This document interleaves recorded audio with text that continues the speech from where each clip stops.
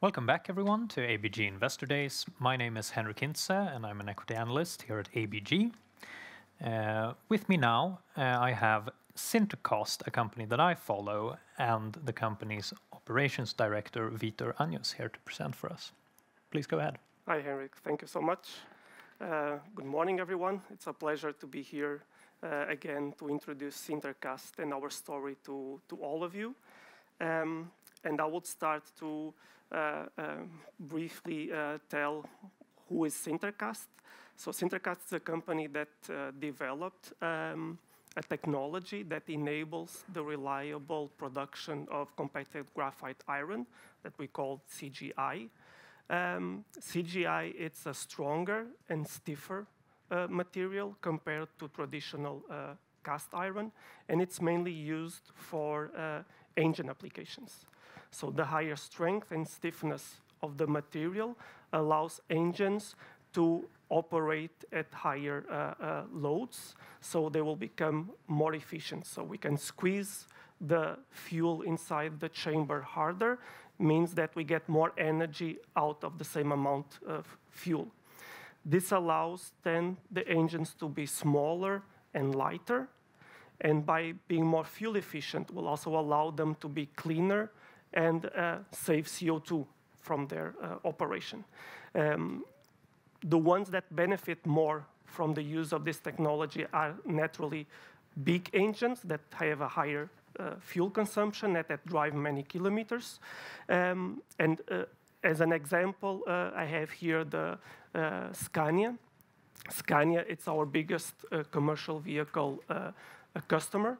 We produce 3 engines for Scania, and this year they won the Green Truck Award for their new engine, a 13-liter engine, where they can achieve up to 8% of fuel saving in their operation.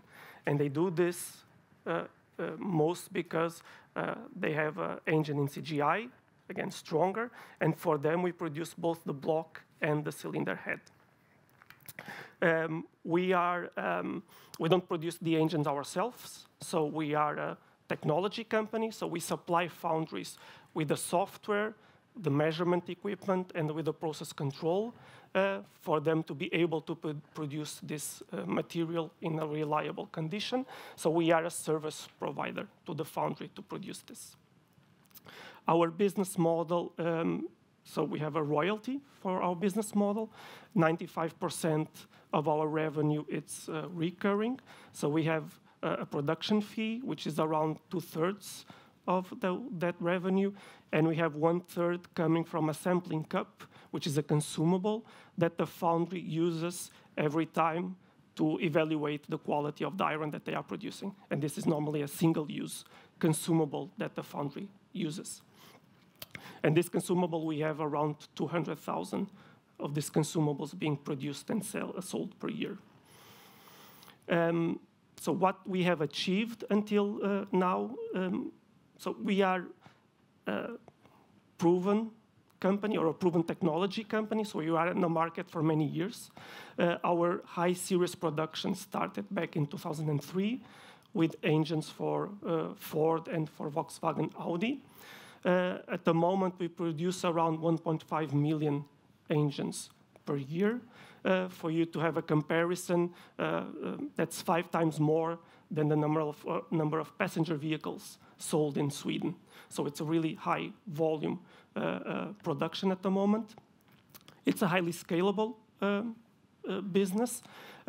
Our foundries will increase their production and we will have a higher revenue from it, but we can keep the same fixed cost operation, so we don't have to increase our number of people and our support in order to accommodate that growth.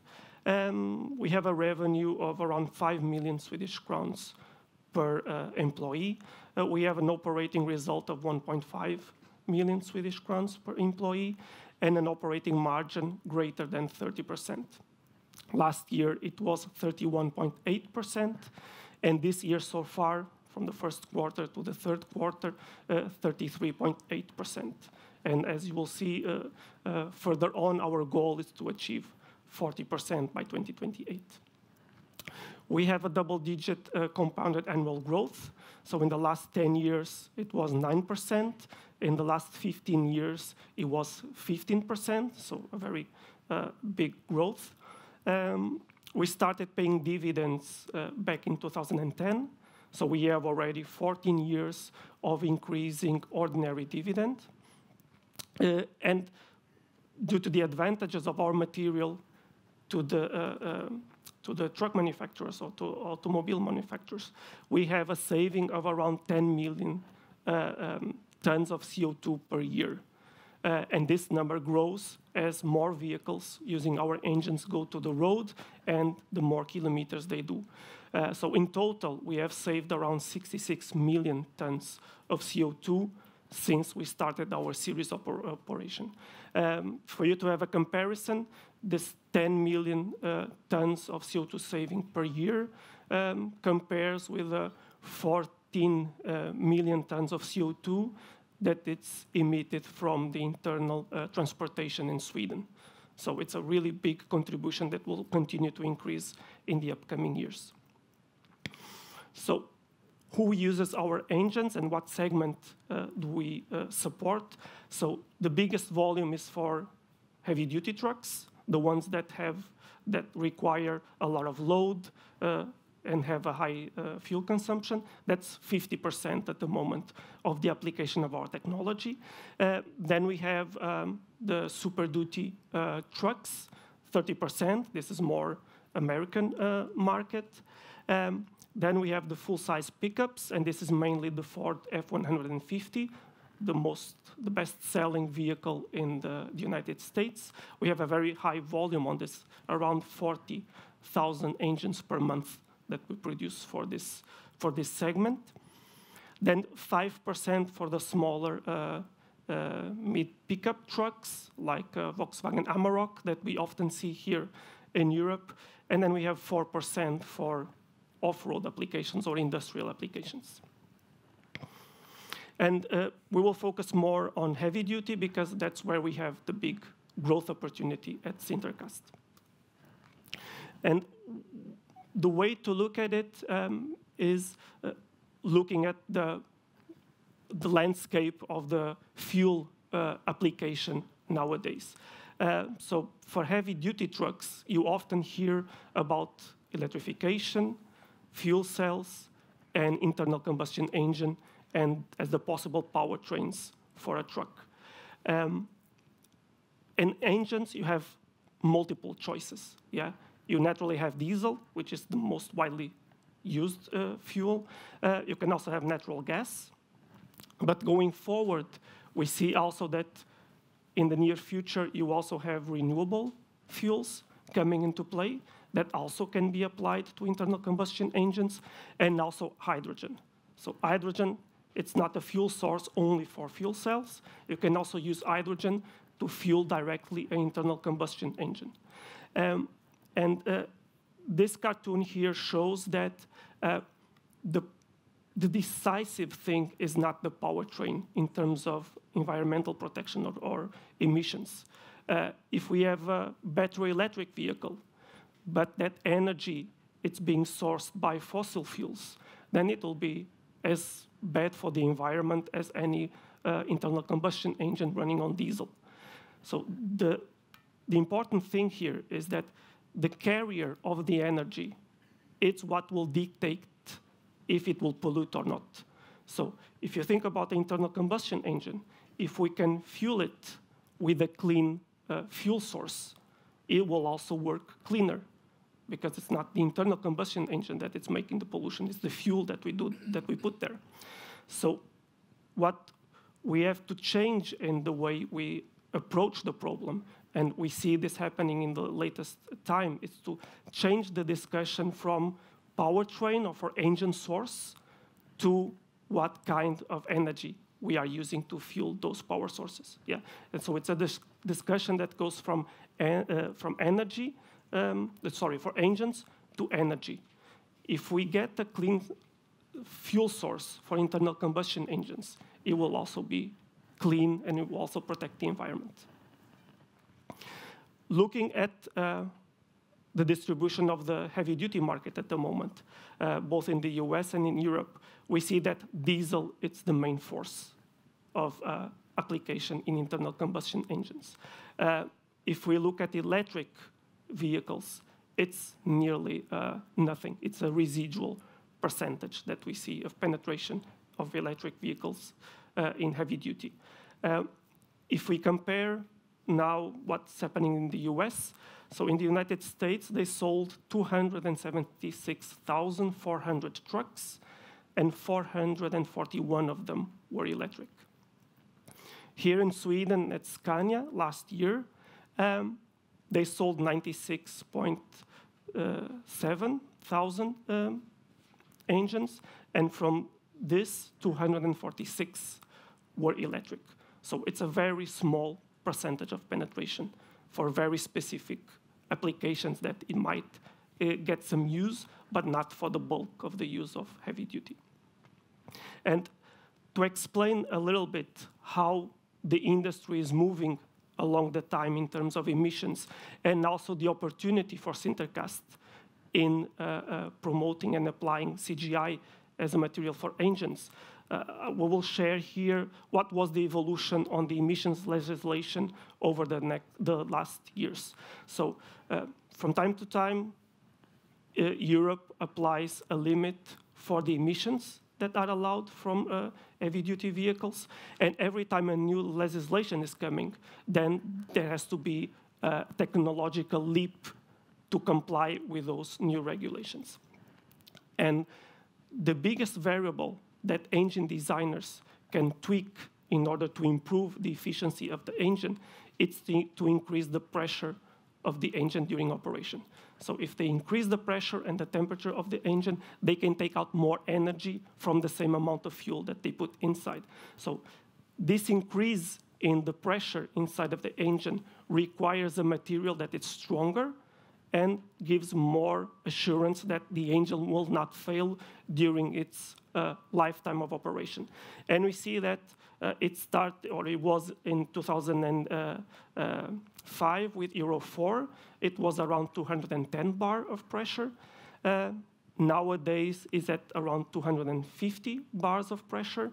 And in the future, for the Euro 7 that will come out in 2028, 2029, the pressure will probably be at 270 bar. And in order to comply with this, then OEMs need stronger material for their engines to do this improvement in pressure. And we saw that for Euro 4, DAF started with it, so they changed their engine to a CGI engine. As the time went by, for the Euro 5, we saw DAF, MAN here in Europe, Navistar in the US, and Hyundai in South Korea also stepping in and having their CGI engines. With Euro 6, Scania also came on board. Daimler also started, and Hyundai increased their volumes. And today we see that Traton Group, so this is Scania, MAN, Navistar, and Volkswagen Bus and Trucks, also further adopted CGI for their engines. And in total, this means that from the new engines that are sold at the moment, 40 to 50% of them have a CGI engine inside. And because we have a good visibility in our market, because it takes 4 years for an OEM to develop a new engine, we kind of know what will happen by 28, 29 when the new regulation comes into force. And what we see is that CNH from Fiat, Iveco Group, already announced that they are switching for a CGI engine for the next generation, and with that others will follow, the ones that did not make this jump yet.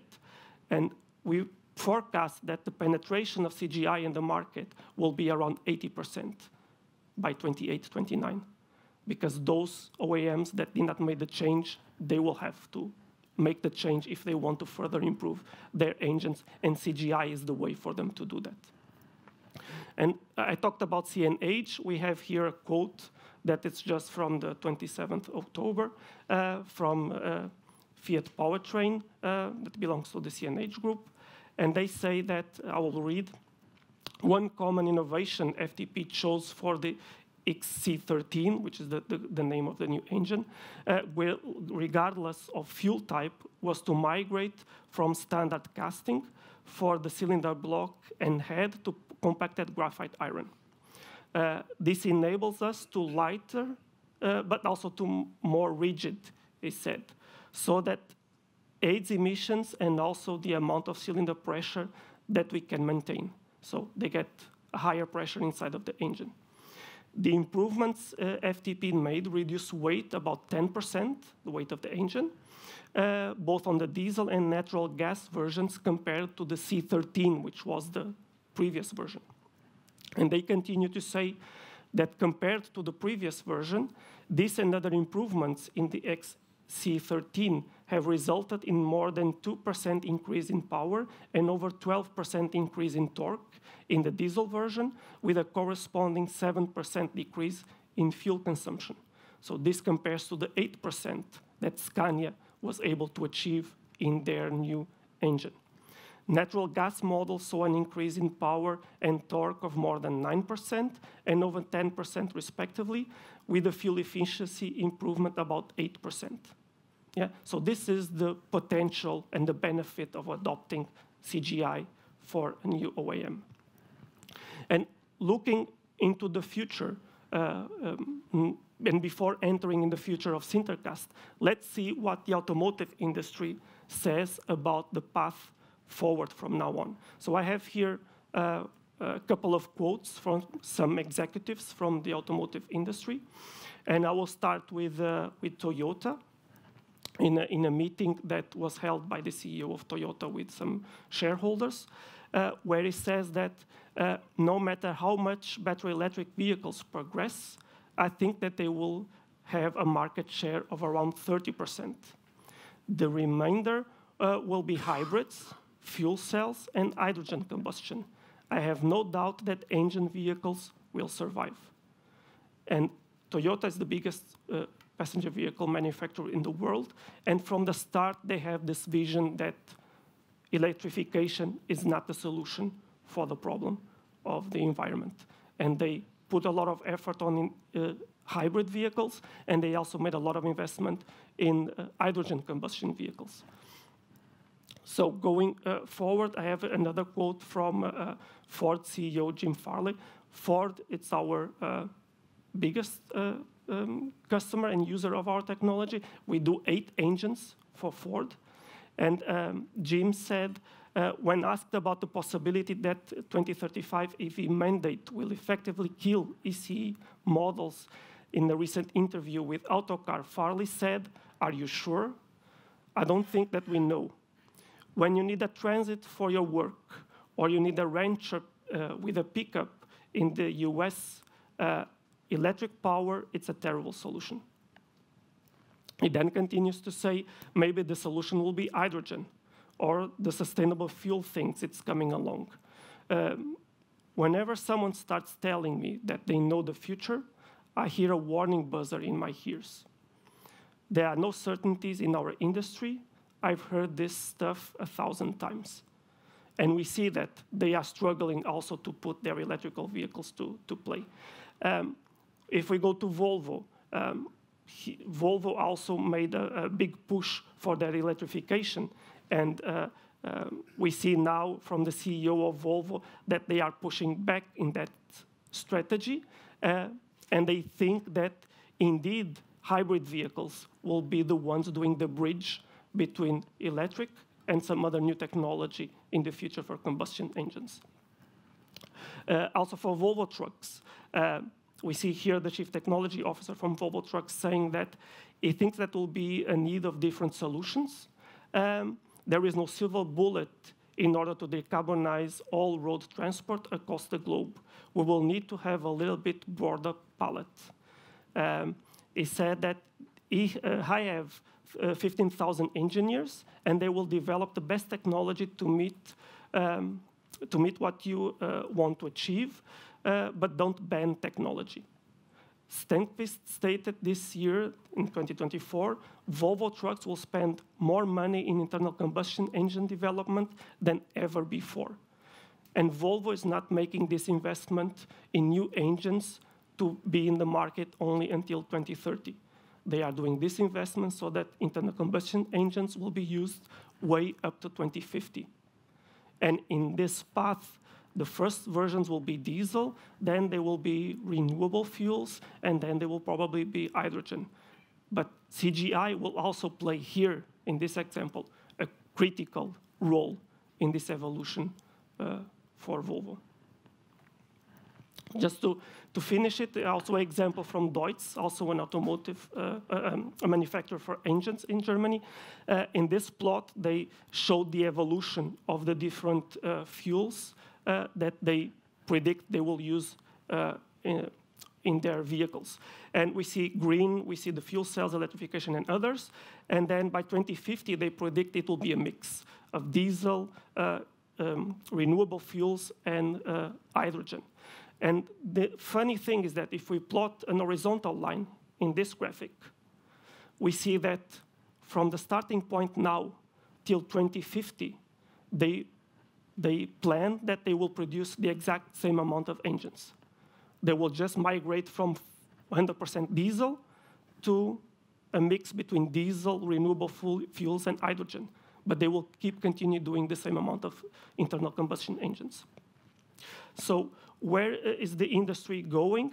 We see that there is a change from euphoria to reality. So electrification, euphoria, it's coming down. And we are seeing that we need other technologies also to come into play, which are closer to the needs of the end user.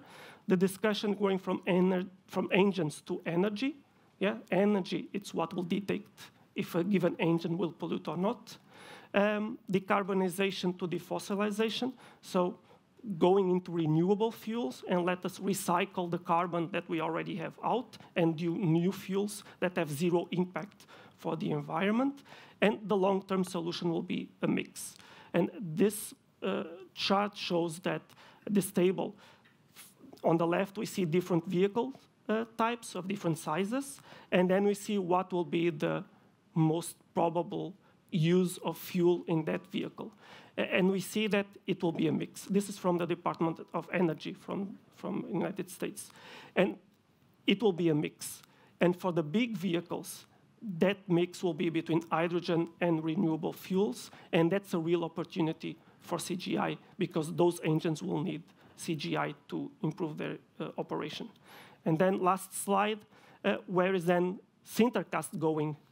Yeah, I showed how the industry is going. Now, where are we heading as a company? So we see a strong installation outlook for 2024 and 2025.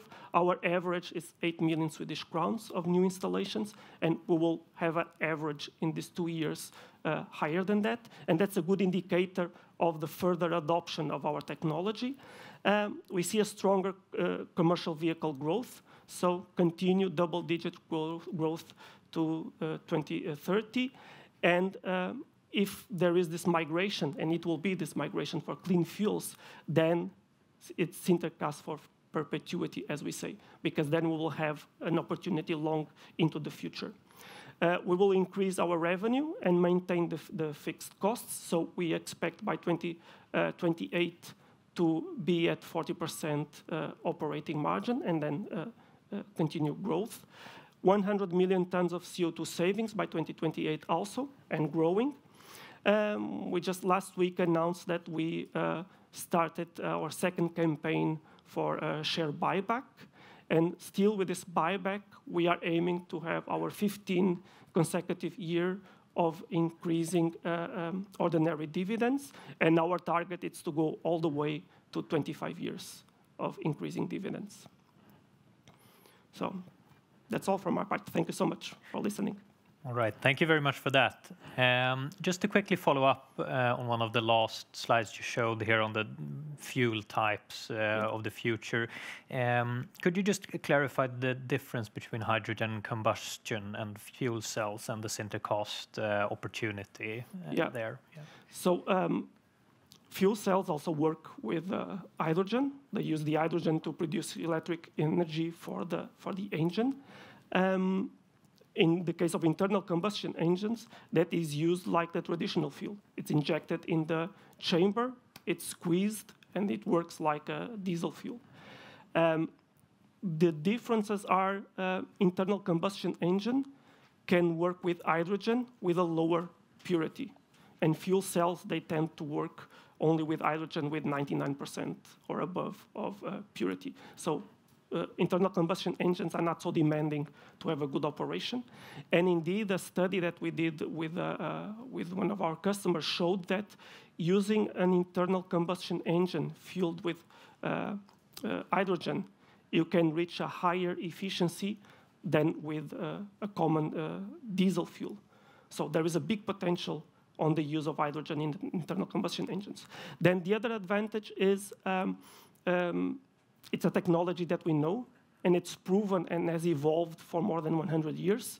So everybody knows how to operate an internal combustion engine, and this is a carryover. So the technological adoption, it's much smaller. And in fuel cell vehicles, you will still need a lot of expensive and rare materials in order to do batteries and to do other components that you don't need for internal combustion engines. Internal combustion engines made of iron, they can be entirely done with recyclable material. You don't have to get more raw material to produce more engines. Okay, and finally, one last question. So how should we as investors view the coming 12 months here? You have one production program shutting down here during the autumn. We're getting some weaker signals from the automotive industry, but at the same time, your installation pipeline seems to be record high at the moment. So how should we piece this together? Yeah, so this year, with the stoppage of that program, we went from an average of 3.8 million engine equivalents to 3.3. That's how we will end this year. And although we will have growth next year, that growth will pull us back to where we were before we lost the program. So we estimate that we will need this 12 months to recover from that loss. And from then on, then we will continue to increase our volume above that 3.8 million mark. The good installation outlook, it's a reassurance that there is investment from the foundries in the technology, and they are doing this investment for the upcoming years. So that's a good indicator of increasing volumes. And also from the market perspective, the input that we get from the industry is that during next year, the market will recover. So we are not expecting a long-lasting situation of lower volumes like we are seeing this year. So during next year, things will normalize, and then we will continue the growth as we forecast. All right. Thank you very much for that, Vitor. That's all we have time for today. You're welcome. Thank you so much. Thank you.